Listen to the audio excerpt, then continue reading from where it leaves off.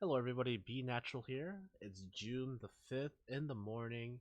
We just had the second update since my last video. The first being the big damage nerf, and then this one slightly increasing our chain damage, and also nerfing our 2 spam on ice dance, which was, quite honestly ridiculous. But I know that there's a lot of questions regarding the chains and the combos and the setups, especially with the damage nerf. Happy to say that there's actually not too much changed in fire stance or in PvE in general. I did make some changes as I've learned a lot more, so I'll go ahead and share that with you, and then right after that we'll cover the PvP side, which obviously does change quite a bit. But rejoice, we are still good. Even without 2 spamming, there's many things that we can do, so let's go ahead and jump right in. As far as PvE goes, our base combo doesn't change. If you remember from before, the core of the combo revolves around using our fiery explosion, and then swapping and using our second fiery explosion. So that's the core of the combo. Let me go ahead and cover the tactics, chain skills, and the ability section, and then I'll go over the core rotation, and then I'll show you our optimal rotation that you can be doing. So in Flame Tactic, you put 4 points on the right, and this gives you a 40% crit chance on your spells when you swap stances. Very important for proccing that fiery curse. So 4 points this way. Kindle, it's just a chain starter, so we're gonna go put 4 points to the left to make it cast faster. For our Incineration, it does pretty good damage, but it's really important that you get this cooldown decrease right here. I'll explain why in the rotation right after this, but this is very important for doing the rotation properly. For Fiery Explosion, you're going to put 4 points to decrease the cast time because we don't really need the element gain. And then for a Magic Shot, go ahead and put 3 or 4 points here. This is more of a kind of safety net than anything else. With the 3 blinks that we now have, we pretty much have decent mana all the time, but this is our failsafe just in case.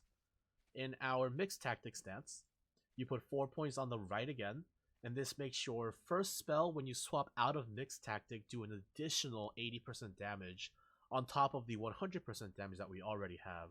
So that's a 180% increased damage on the first skill we use when we stance swap. Pretty cool. Our Ice Flame. Now this is the most important chain in our mixed tactic stance, and it takes a long time to cast. So all 3 of these is going to feature a cast time decrease in all of their traits. Simple enough. For our non-chain skills, you're going to go Elemental Discharge. This is a very important part of your build. Please make sure you have at least 2 points into here. The reason being, you need at least 2 points so that you can guarantee have 1000 fire element when you start a fight. And that's if you're starting fresh. Remember that this skill can be used out of combat. You can spam it all the time. So if you're moving from point A to point B, use this skill so that you always have your element charged up. Next up is Blink. 2 points into this should be more than enough. Honestly, you can probably get away with 1 now that we have 3 charges of Blink. But you definitely want the mana recharge on Blink.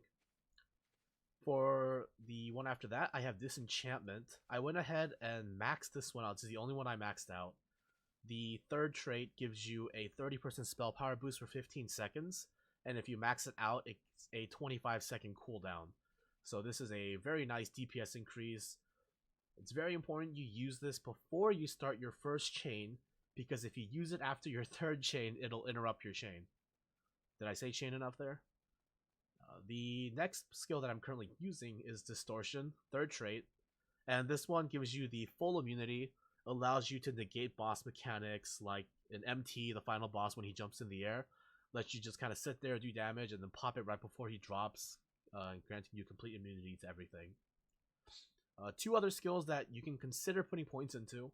One is Counterspell. This is actually not necessary, but it's kind of nice to have. It's just the increased silence on the Counterspell. So you trade off the cooldown time. It is important to note that if you want to get every single interrupt in MT, you cannot take this unless you put at least unless you max it all the way to get the cooldown decrease again.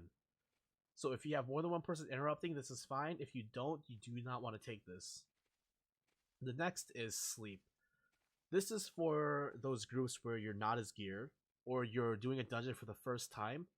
Go ahead and take the third trait of sleep. It'll give you 3 charges, and you can sleep monsters when you're doing pulls. That way you can kind of control the mobs you're fighting and give you a more controlled environment for learning the new dungeon. For the ability section, I did actually change it up. This is a PvE build, so I removed the defensive stuff right here. I put 1 point in intelligence, and on the top right, I only went right over to the hit rating here. On the bottom right, I went all the way to the spell power. And on the bottom left, I took it all the way to acceleration. And the main point here being that I wanted the 10% extra dungeon point gain because dungeon points are really important and I really can't get enough of them. Yeah, that out of the way, let me go ahead and show you the very basic of the basic. It's the 2 fiery explosions, right? So you start a pull, and you're going to use Elemental Discharge. And you're going to buff yourself right before you do it. And you go 2, 2, 2, swap, and it's a 1, 1, 1. If you look right here, we had a 3-second cooldown where I can't swap stances, right? So in this scenario, for multiple reasons, you want to add another chain so that you can have a 3 chain going while you wait for your cooldown, and when you swap, you can have a 6 chain right off the bat. The reason that it was really important to take our Fire Stance Incineration's cooldown here was that if you don't take this, this will not be available for you when you swap back over. So the way that the rotation goes is this. So assuming you start with your Fire Stance is 222, it's your core combo, stance swap, core combo, filler, stance swap, core combo, filler, stance stop, core combo, filler, and then it repeats like that. And this lets you always have Fiery Explosion on chain 6. So let me show you what that looks like. Our filler, as I mentioned in Mixed Tactic, our filler is going to be 222 because Frigid Spear does a lot of damage, and quite frankly, it's probably one of the faster and higher damage combos available in Mixed Tactic. And for Flame Tactic, the best one is a 122. Not only do you get mana back for it, but it's also the most moderate in terms of damage that you deal to the monster for the amount of time invested. So give me a couple seconds, we'll let this cool down, and I'll show you how that looks like from the start. So, you're walking up to a boss, the fight starts, you're gonna 4, gain your element, buff, it's a 2, 2, 2, swap, 1, 1, 1, next is gonna be our filler skill, 2, 2, 2, swap, swap, 2, 2, I messed that up, 2, and then you filler, 1, 2, 2, stand swap, 1, 1, 1, 2, 2, 2, stand swap, 2, 2, 2. And that's kind of it. That's how you get the groove for that. It's core combo filler, core combo filler, core combo filler. This lets you always have Fire Explosion on chain 6. The filler makes it so that you don't have to wait awkwardly for a cooldown when switching between stances. And your mana return actually isn't that bad. 2 things to keep in mind. Always use your disenchantment in your fire stance if possible, so that it applies to your fiery curse when you swap over to mixed stance. And I usually use my blink when I'm at around 40-30% mana. I just do a quick double or triple blink and then just get my mana back. Obviously, if you're less experienced in the fight, always keep one blink available so that you can move in case of an AoE or something like that happening. But if you're experienced, go ahead and blow through them as you need to. So that actually wraps up the PvE section. I promise you, if you guys master that rotation, you're going to be doing more damage than 99% of the players you encounter. So please, please, please make sure you're always stance swapping and use this rotation. I swear to you, you're gonna love it. Yeah, so that actually wraps up the PvE section. Let's go ahead and move over to PvP. So for our PvP rotation, we obviously can't spam 2 anymore, and we want to take advantage of the 6 chain attack. So for PvP, I'm currently running Mixed Tactic and Cold Tactic. Cold plus Atmospheric actually works okay when you need added mobility. The Along the Wind is an extra teleport, and your Piercing Wind allows you to move while casting. So those are both okay choices, but I've personally found that the Mixed Tactic is a little better. When they when they fix our CCs, I'll go Ice and Fire most likely, because currently our Frozen Ground does not root targets, and our 2-3-3 and our 3-2-2 don't stun targets. So once Fire does have the extra CCs available, I might try a Cold Fire. I might even do a Fire Mixed if I'm in a group BG scenario where I can kind of get off casts without too much worry. But for now, Mixed plus Cold is the way to go.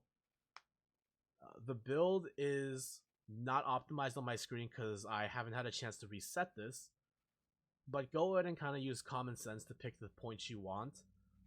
For Cold Tactic, I would go ahead and max the Ice property skill damage increase. Don't take the Biting Cold damage increase anymore, since this isn't a spam skill at all. You can go ahead and take the damage increase here, and you definitely want the instant stun on your freezing, and then increase the damage there. Frigid Spear is your most important damage skill, so you want to make sure it does tons of damage. This whole chain is an instant cast chain, so you don't have to worry about cast time. You want to get all 4 points onto your magic shot so you can return mana even when your blink is off cooldown. There are many scenarios where you want to be using magic shot over doing damage, especially if you're holding a point and you have your mana shield up, or when a guardian puts up their annoying immunity. Instead of just standing around doing nothing waiting for it to end, magic shot so you can get mana back. In your Mixed Tactic, again, Frigid Spear, tons of damage, get the damage enhancement on it, and Icy Wave, get the cast reduction on it so that you can use it on certain AoEs. So the core of this build is actually pretty simple. The way it works is there's 2 ways to begin your combo. One is the one you're more familiar with, and ironically, there's lots of 2s. So you start in Cold Stance, you go 2, 2, 2. Freezing is going to stun them for 1.5 seconds. You swap over, and then you go 2, 2, 2. Static Charge into Frostbite into another Frigid Spear, or into a Frigid Spear rather. And this actually gives you tons of damage. It lets your Frigid Spear land on a Chain 6, which will make it do extra 80% damage. So this is how that looks right here. It's a 2, 2, 2. Stance swap into a 2, 2, 2. And that's actually pretty decent damage. If it crits, you're probably going to guarantee kill anybody, as long as they don't have a bubble of any kind up. The alternative here, and I'm going to have to wait for the cooldown on my stance swap, is to go 3, 1, 1 into a 2, 2, 2, and that gives you a double Frigid Spear combo. The downside is that you don't get the stun that you would with freezing, and you have to be in melee range to initiate the Frozen Ground. But the amount of damage is crazy, and once Frozen Ground gets fixed and we get the root on it, it's actually going to be pretty viable. But let me show you how that looks. So you're going to walk up to melee range, you're going to 3, 1, 1, stance swap into a 2, 2, 2. And that's tons of damage.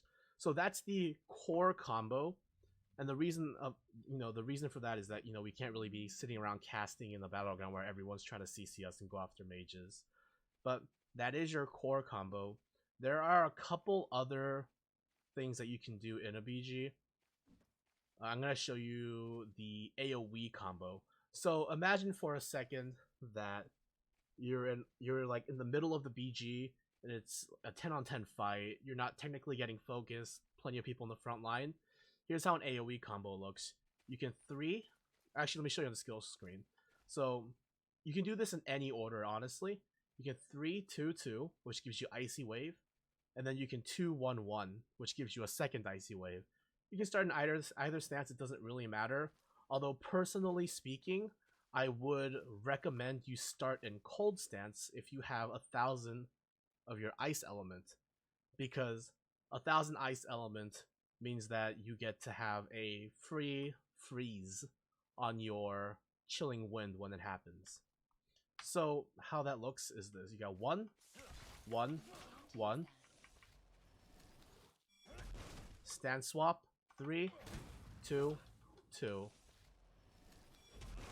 And that's basically like a 6 to 7k crit and then like a 7 to 9k crit. So actually gonna kill tons of people if you get a double crit off on that. So that's an AoE combo. Another AoE you can add on after you do both of those is a very quick 2-3-3. So it's a 2, 3. Oh, well, it doesn't work if your static charge doesn't get applied on targets, which is the downside. So if they resist your static charge, you can't do the combo. But let me try that again once the cooldown goes off. It's a 2, 3. Oh, no. Unlucky. Alright. In any case, it's a 2-3-3. It gives you the lightning. It gives you the thunder and lightning chain. Little extra AoE damage that you can be thrown on if you need to do a little extra bit to kill everybody there. The very last part of the PvP build that I want to mention are some filler things that you can be doing. I know that a lot of you are going to feel lost because you can't 2-spam.